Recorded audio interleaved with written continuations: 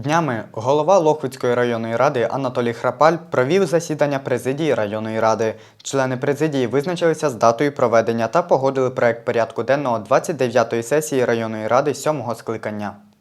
Голова районної ради інформував присутніх про суть основних питань порядку денного 29-ї сесії. У ході роботи президії за пропозицією голови районної ради до проекту порядку денного 29-ї сесії районної ради було включено ще 4 питання. Про функціонування закладів освіти району у 2019-2020 навчальному році, про визначення опорного закладу Вирішальненська загальноосвітня школа перших-третіх ступенів Лохвицької районної ради Полтавської області, про пониження ступеня та перейменування Свиридівської загальноосвітньої школи перших-третіх ступенів Лохвицької районної ради Полтавської області та про звернення депутатів Лохвицької районної ради до Президента України, Верховної Ради України та Кабінету міністрів України щодо продовження мораторію на продаж земель сільськогосподарського призначення. Всього ж до проекту порядку денного 29-ї сесії районної ради 7-го скликання члени президії включили 17 питань, у тому числі різне. Під час роботи президії депутат районної ради Лідія Борисенко підняла питання щодо роботи працівників правоохоронних органів на ваговому комплексі у селі Млини. А голова районної державної адміністрації, депутат районної ради Володимир Рязанов проінформував присутніх, що для вирішення даного питання вже організовано зустріч із правоохоронними органами району, перевізниками та аграріями, а також запрошено депутатів районної ради. Пленарне засідання 29-ї сесії районної ради 7-го скликання відбудеться 17 жовтня о 10-й годині у приміщенні адміністративного будинку Лохвицької районної ради.